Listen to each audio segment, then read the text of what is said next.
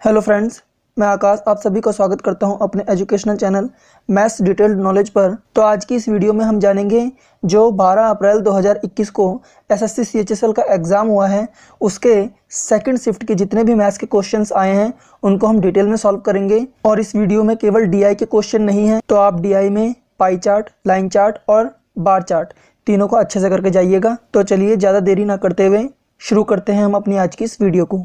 इस शिफ्ट का जो पहला क्वेश्चन था वो है, दो वस्तुओं का लागत मूल्य समान है, यानी कि दो वस्तुएं हैं जिनका क्रय मूल्य यानी कि कॉस्ट प्राइस वो क्या है, समान है।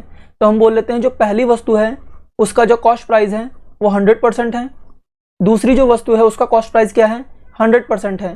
तो ओवरऑल कितना आ गया, 200% कॉस्ट प्राइस हो गया। फिर हमसे कहा गया था एक वस्तु को 40% लाभ पर बेचा जाता है। हम मान लेते हैं वो वस्तु ये है जिसे 40% लाभ पर बेचा जा रहा है, तो ये कितना हो जाएगा, SP 100 + 40 यानी कि 140%। फिर हमसे कहा गया था कि दूसरी वस्तु को 40% हानि पर बेचा जाता है, तो ये हो गई दूसरी वस्तु जिसे 40% हानि पर बेचा जा रहा है, तो कितना हो जाएगा, SP 100 - 40 यानी कि 60%। तो ओवरऑल जो SP है यानी कि विक्रय मूल्य यानी कि सेलिंग प्राइस कितना हो जाएगा, 200%। ओवरऑल कॉस्ट प्राइस कितना था, 200%, और ओवरऑल सेलिंग प्राइस कितना है, 200%। इसका मतलब क्या हुआ, जितने में उसने खरीदा था उतने में ही बेच दिया। तो ये कौन सा केस बनता है, नो प्रॉफिट नो लॉस, यही इसका आंसर होगा। तो चलिए हम देख लेते हैं अपना अगला क्वेश्चन। हमसे क्वेश्चन में कहा गया था यदि किसी वस्तु की कीमत 8:11 के अनुपात में बढ़ाई जाती है, यानी कि 8:11 के अनुपात में बढ़ाई जाती है, और उसकी जो बढ़ी हुई कीमत है वह है 33,000 रुपये, तो हमें बताना है उसकी मूल कीमत क्या होगी। मूल कीमत यानी कि इनिशियल कितने रुपए थे उसके पास, तो उसकी मूल कीमत क्या होगी। तो मूल कीमत क्या होगी, 11 कितने का मल्टीपल है, 3000 का, तो यहाँ भी 3000 से मल्टीप्लाई करवा देंगे तो कितना आ जाएगा, 8 × 24,000 रुपये। यानी कि उसकी जो मूल कीमत थी वो 24,000 थी और जो बढ़ी हुई कीमत थी वो 33,000 थी। तो हमारा करेक्ट आंसर क्या हो जाएगा, 24,000।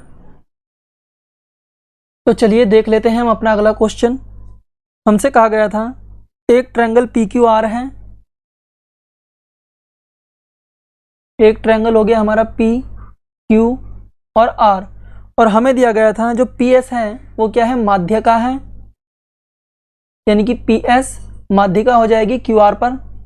और हमें दिया गया था जो PS और जो PR है वह है 25 और जो PS यानी कि माध्यिका यानी कि जो मीडियन है वो है 7। तो हमें बताना है QR की वैल्यू कितनी होगी। हमें साफ साफ दिख रहा है ये एक ट्रिपलेट बना रहा है, 7, 24, 25 का, यानी कि कितना हो जाएगा, 24, और ये भी 24 हो जाएगा, और 24 कितना हो जाएगा, 48। यही इसका करेक्ट आंसर होगा। तो चलिए हम देख लेते हैं अपना अगला क्वेश्चन। क्वेश्चन में हमें दिया गया था sin square 60 degree plus sec square 45 degree plus tan square 45 degree minus cosec square 30 degree कितना होगा। हमें यहाँ पर इनकी वैल्यूज पता होनी चाहिए, तो हमारा डायरेक्ट आंसर निकल जाएगा।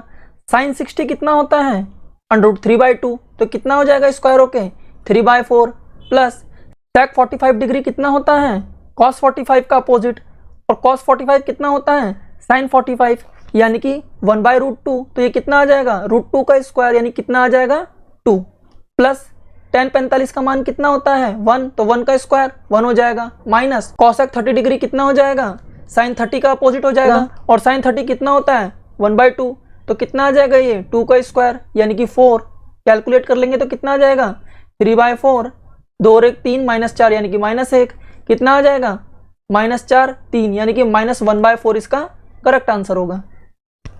तो चलिए हम देख लेते हैं अपना अगला क्वेश्चन। हमें एक सर्कल दिया गया था जिसका सेंटर है O, और इससे होते हुए दो टेंजेंट जा रहे हैं जो बिंदु A पर जाके मिलते हैं, यानी कि कुछ इस तरीके से। ये हो गया हमारा बिंदु A, ये हो गया यहाँ पर B, और ये हो गया C, और ये क्या होगी इसकी रेडियस, और इसको हम मिला देंगे इस तरीके से। तो हमसे पूछा गया था कि कोण OBC कितना होगा, यानी कि कोण OBC, यानी कि हमसे पूछा है ये कितना होगा, और हमें दिया गया था कोण A जो है वो है 1180 डिग्री। हमसे पूछा गया है कोण B क्या है, तो कोण B कितना होगा, कोण A का हाफ यानी कि 118 डिवाइडेड बाई 2 कितना आ जाएगा 59 डिग्री। यही इसका करेक्ट आंसर हो जाएगा। ऐसा क्यों होता है? ये क्या है, टेंजेंट। टेंजेंट यानी कि स्पर्श रेखा। जो स्पर्श रेखा से त्रिज्या होती है वो परपेंडिकुलर होती है, यानी कि हमारा ये 90 हो जाएगा, ये भी 90 हो जाएगा। ये कितना हो गया 90 और 90 180। अब हमें पता है यहाँ पर देखने से ये क्या बन रहा है, क्वाड्रिलेटरल बन रहा है। तो जो ये आमने सामने की जो कोण है वो कितने होंगे 180 होंगे। ये कितना है 118, तो 180 में से 118 गया कितना आया 62 डिग्री। ये 62 और 118 कितना हो गया 180, और ये भी 90 90 कितने हो गए 180। अब हमें पता है इन तीनों कोणों का योग कितना होगा 180 डिग्री होगा। तो यानी कितना हो जाएगा ये थीटा और theta 2 theta plus 62 degree is equal to 180 degree. तो कितना आ जाएगा ये 2 theta is equal to 811 degree, यानी कि थीटा कितना आ जाएगा 59 डिग्री। तो हमें यहां से क्या पता चला कि जो ये एंगल और ये एंगल है इसका योग कितना है 118 डिग्री। तो यानी कि ये एक एंगल कितना हो जाएगा 118 का हाफ, यानी कि ये भी 59, ये भी 59। तो बस हमें डायरेक्ट क्या करना है, जो हमें दिया है 118 उसका आधा कर देना है। कितना आ जाएगा 59, कोण भी कितना हो गया 59, यही इसका आंसर हो जाएगा। तो चलिए देखते हैं हम अपना अगला क्वेश्चन। हमसे क्वेश्चन में कहा गया था दो ट्रेनें एक दूसरे की ओर P से 70 किलोमीटर प्रति घंटे के साथ और Q से 90 किलोमीटर प्रति घंटे के साथ चलती हैं। यानी कि कोई ट्रेन है दो P से और Q से चल रही हैं। ये चल रही है 70 किलोमीटर प्रति हावर की स्पीड से और ये चल रही है 90 किलोमीटर पर हावर की स्पीड से। फिर हमसे कहा गया था जब दोनों ट्रेनें एक दूसरे से मिलती हैं, हम मान लेते हैं कहीं ये पॉइंट है जहाँ पर ये दोनों ट्रेनें मिल रही हैं, मीटिंग पॉइंट। हमसे कहा गया था जब दोनों ट्रेनें एक दूसरे से मिलती हैं तो Q से शुरू होने वाली पहली ट्रेन की तुलना में 130 किलोमीटर अधिक दूरी तय करती है, तो दोनों कितनी देर बाद मिलेंगे। यानी कि इनका मीटिंग टाइम बताना है हमें।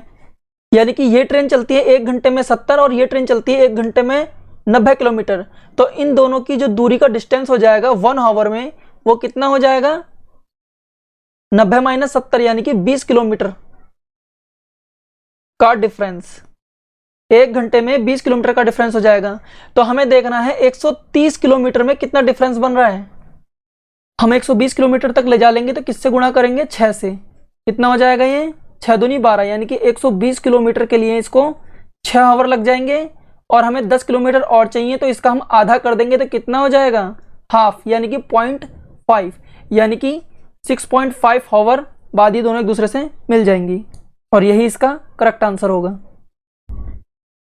तो चलिए हम देख लेते हैं अपना अगला क्वेश्चन।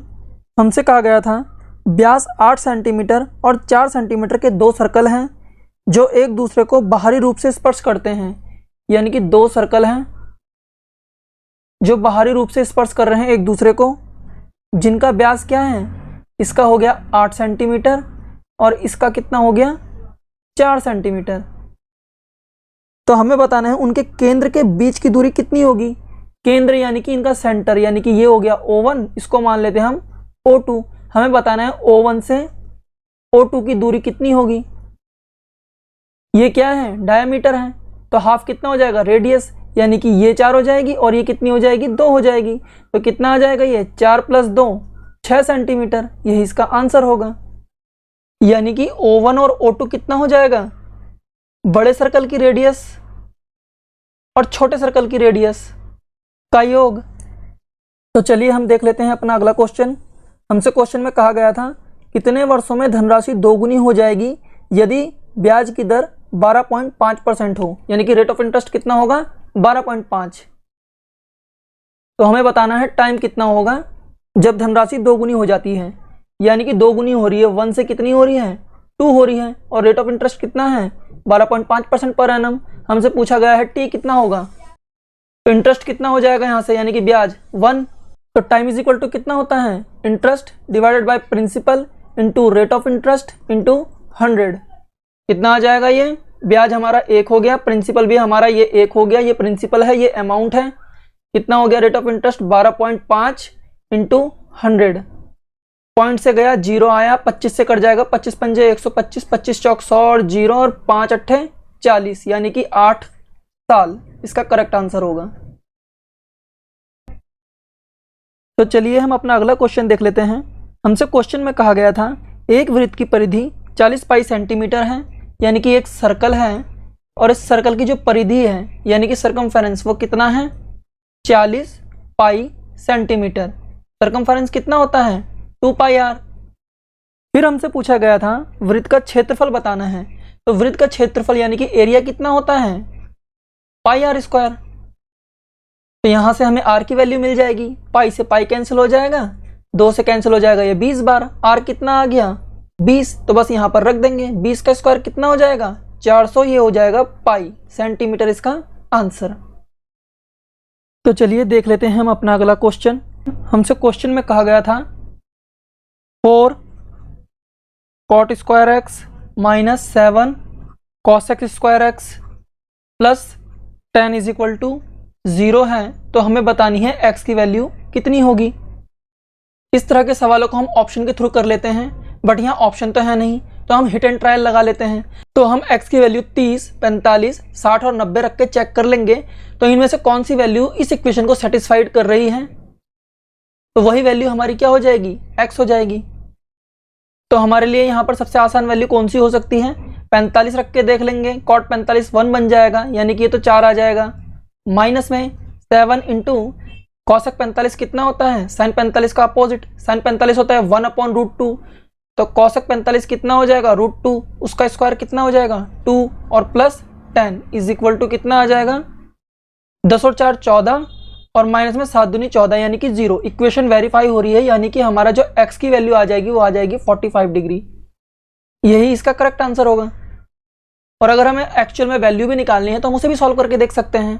तो यह आ जाएगा हमारा 4 कॉट स्क्वायर एक्स माइनस में 7 कॉस एक्स स्क्वायर एक्स कितना होता है 1 plus cot square x plus 10 is equal to हो जाएगा 0। तो ये कितना आ जाएगा 4 कॉट स्क्वायर एक्स और माइनस में 7 कॉट स्क्वायर एक्स, तो कितना आ जाएगा -3 कॉट स्क्वायर एक्स। ये कितना हो जाएगा माइनस का 7 और प्लस का 10 यानी कि प्लस का 3 इज इक्वल टू 0। तो कॉट स्क्वायर एक्स इधर चला जाएगा तो कितना आ जाएगा cot x is equal to 1 आ जाएगा, 3 से 3 कैंसिल हो जाएगा। और ये कितने की वैल्यू होती है कॉट 45 की वैल्यू होती है, तो एक्स हमारा कितना आ जाएगा 45 डिग्री, यही इसका करेक्ट आंसर होगा। तो चलिए शुरू करते हैं हम अपना अगला क्वेश्चन। हमसे क्वेश्चन में कहा गया था कोई व्यक्ति अपनी आय का 80% खर्च करता है, यानी कि उसकी इनकम कितनी थी फिर 100%, एक्सपेंडिचर उसने कितना खर्च किया 80%, तो उसकी सेविंग कितनी हो गई 20%। फिर हमसे कहा गया था यदि उसकी आय में 12% की वृद्धि होती है, यानी कि उसकी इनकम में कितना 12% का इंक्रीमेंट हो रहा है, यानी कितनी हो जाएगी 112। और फिर हमसे कहा गया था उसकी बचत में 10% की कमी होती है, यानी कि जो उसकी सेविंग है वो 10% क्या हो रही है कम हो रही है। 100% कितना था 20 था, 10% कितना हो जाएगा 2 हो जाएगा, 20 में से 2 गया तो कितना आया 18। तो यहाँ से हमारा एक्सपेंडिचर कितना आ जाएगा 112 में से 18 गए तो कितना बचा 94। कितना इंक्रीमेंट हो रहा है 14 का, कितने पर 80 पर।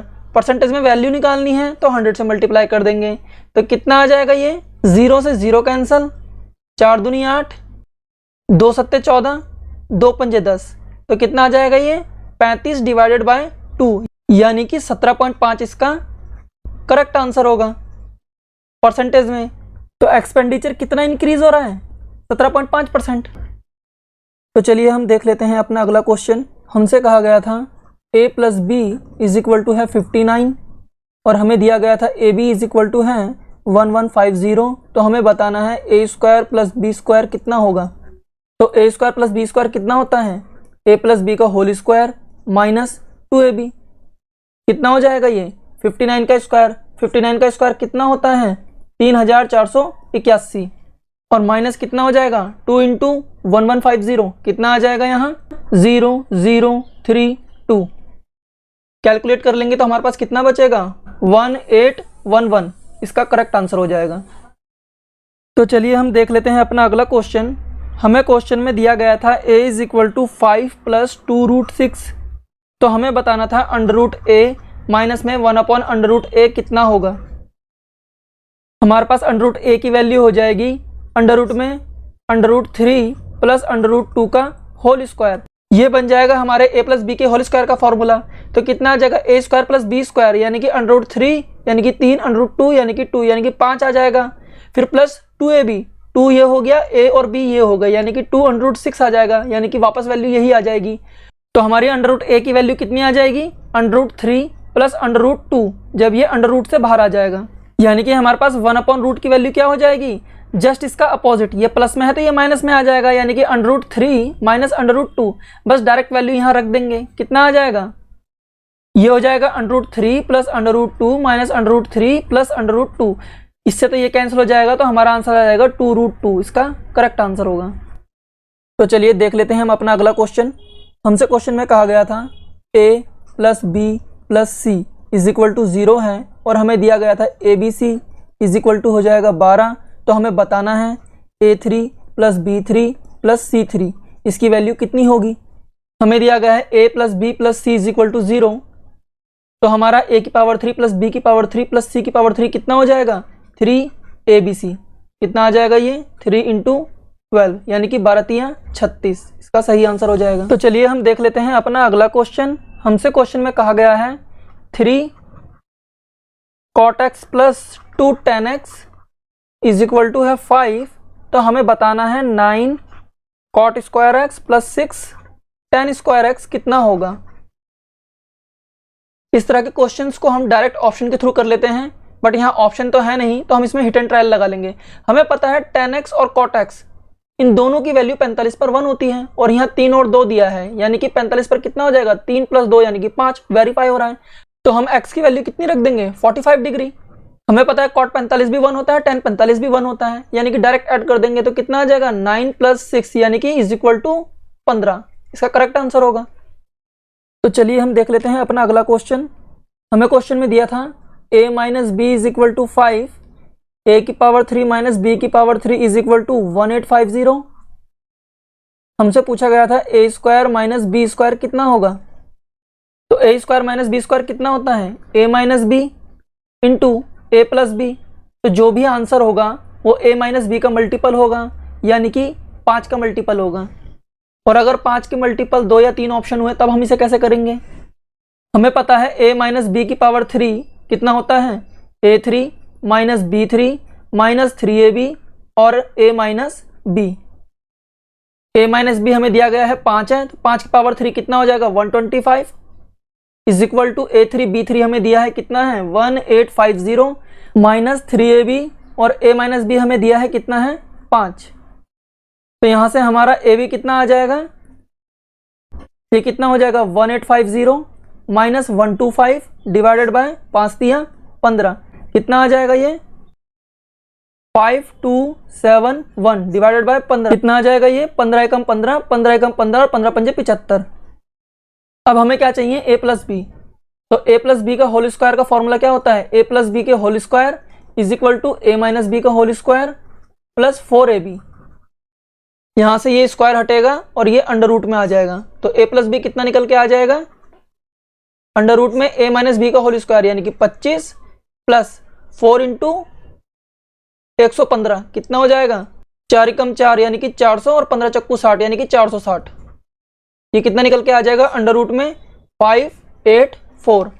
लगता है यहाँ पर कुछ वैल्यू गलत दी गई है क्योंकि अगर ये 4 होता तो ये परफेक्ट स्क्वायर बन जाता 22 का।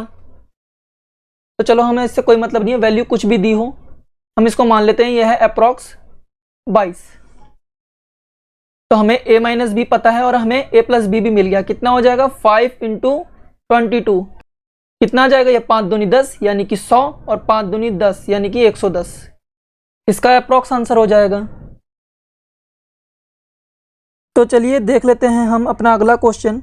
हमसे क्वेश्चन में कहा गया था यदि किसी उत्पाद का कॉस्ट प्राइस और सेलिंग प्राइस 5,600 रुपये और 4,880 रुपये है तो लाभ या हानि बताइए क्या होगी। यानी कि हमारा जो कॉस्ट प्राइस था वो था 5,600 रुपये और जो हमारा सेलिंग प्राइस था वो था हमारा 4,880 रुपये। कॉस्ट प्राइस ज़्यादा है, सेलिंग प्राइस कम है, इसका मतलब हमें क्या हो रहा है, लॉस हो रहा है। अगर ऑप्शन में केवल एक ही वैल्यू है जिसमें लॉस दिया गया है तो वही ऑप्शन इसका आंसर होगा।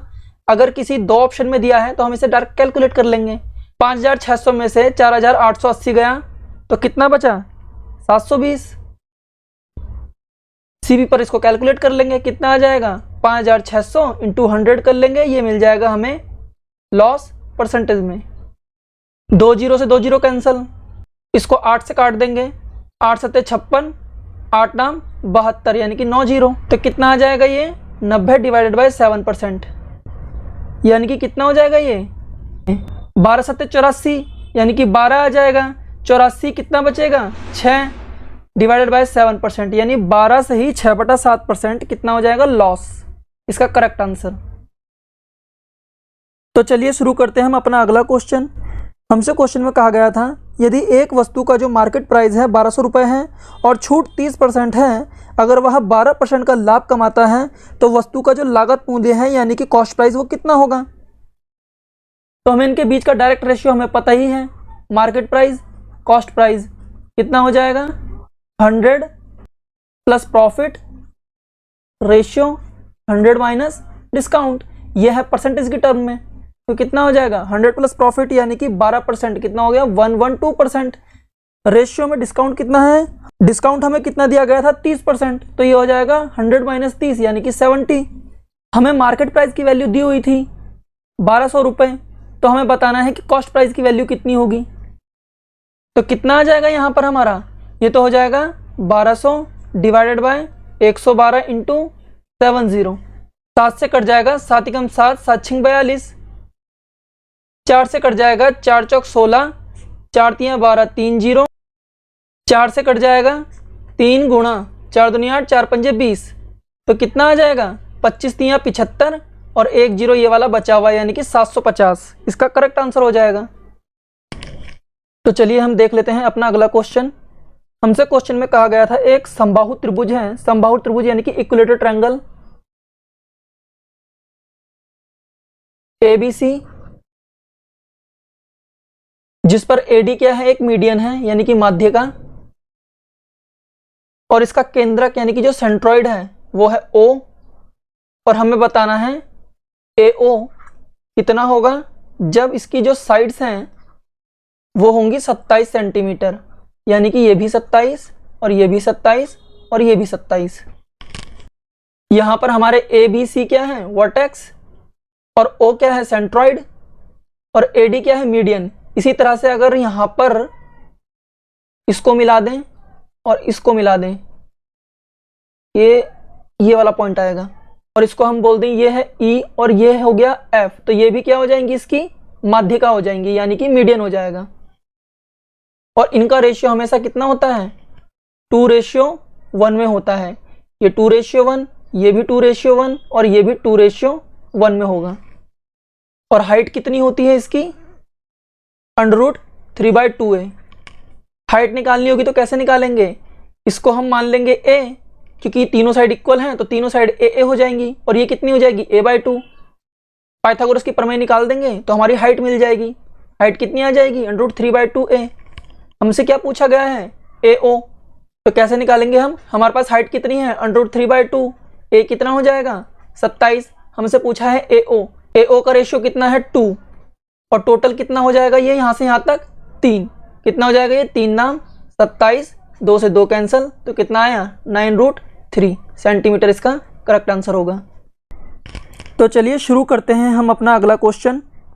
हमसे कहा गया था 8,500 रुपये पर प्रति वर्ष 9% की दर से 2 साल के लिए चक्रवर्ती ब्याज और साधारण ब्याज के बीच का अंतर बताना है।